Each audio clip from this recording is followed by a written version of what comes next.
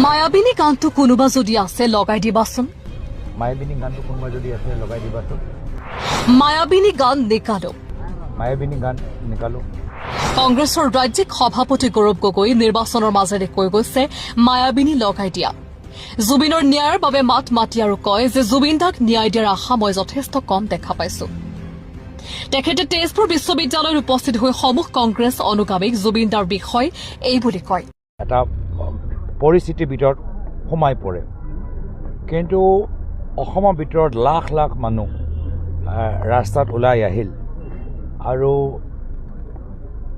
আমি নিজৰ মাজত আমি একদম ভাঙি পৰিছিলোঁ সেই সময়ত। তথাপিও আমি শৃংখলাবদ্ধভাৱে নিজৰ আৱেগ প্ৰকাশ কৰিলোঁ আৰু জুবিনদাৰ প্ৰতি আমি শ্ৰদ্ধা নিবেদন কৰিলোঁ আৰু বিভিন্ন কলেজ ইউনিভাৰ্চিটিৰ ভিতৰত ল'ৰা ছোৱালীবোৰ নিজে ওলাই আহি মায়াবিনী গানটো কোনোবা যদি আছে লগাই দিবাচোন।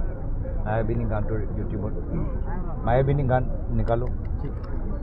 তো আৰু সেই সময়ত বিভিন্ন কলেজৰ ভিতৰতো ল'ৰা ছোৱালীবোৰ ওলাই আহি প্ৰায়তো জুবিনদাৰ প্ৰতি শ্ৰদ্ধা নিবেদন কৰিলে।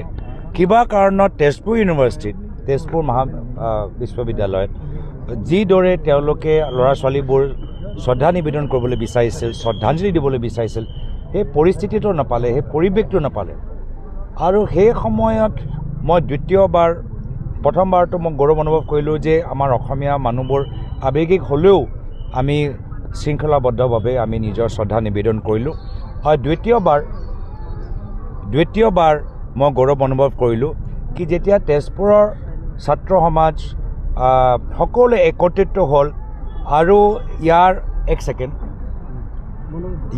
যে সেই সময়ত প্ৰশাসনৰ দায়িত্ব থকা ব্যক্তি যিজনে যথেষ্ট হেঁচা তেওঁলোকৰ ওপৰত প্ৰয়োগ কৰিলে, সেই হেঁচাটো তেওঁলোকে সহ্য কৰিবলৈ সেই তাকত আৰু এই তাকতৰ বাবে যি একতা তেওঁলোকে প্ৰকাশ কৰিলে আৰু যিদৰে প্ৰায় 2 মাহ দিনত ক্লাছ, সন্ধিয়া প্ৰতিবাদ আৰু লোকতান্ত্ৰিকভাৱে প্ৰতিবাদ যিদৰে তেওঁলোকে প্ৰতিবাদ কৰিলে, মই এজন অসমীয়া হিচাপে মই যথেষ্ট গৌৰৱান্বিত। আৰু মই সেই কথাখিনি আজি মই আমাৰ তেজপুৰ ইউনিভাৰ্চিটিৰ বিশ্ববিদ্যালয়ৰ ছাত্ৰ সমাজৰ মাজত মই প্ৰকাশ কৰিলোঁ যে মই তেখেতৰ প্ৰতি গৌৰৱ অনুভৱ কৰোঁ আৰু এজন অসমৰ প্ৰতিনিধি হিচাপে মোৰো চেষ্টা থাকে যে মই যেতিয়া অসমৰ কথাবোৰ সদনৰ ভিতৰত উত্থাপন কৰোঁ, মই দায়িত্ব সহকাৰে মই উত্থাপন কৰোঁ। আৰু এজনক কৈছিলোঁ যে এই তেজপুৰ ইউনিভাৰ্চিটিত বহুত বছৰ আগতে এটা ছাত্ৰ সমাজৰ লগত মত বিনিময় অনুষ্ঠানতে এগৰাকী ছাত্ৰই মোক প্ৰশ্ন কৰিলে যে আপুনি যে ৰাজনীতিত ভৰি দিছে, কি উদ্দেশ্যলৈ ভৰি দিছে? মাত্ৰ আপোনালোকৰ পিতৃ ৰাজনীতিত আছে সেইকাৰণে ৰাজনীতিত ভৰি দিছে নেকি? সেই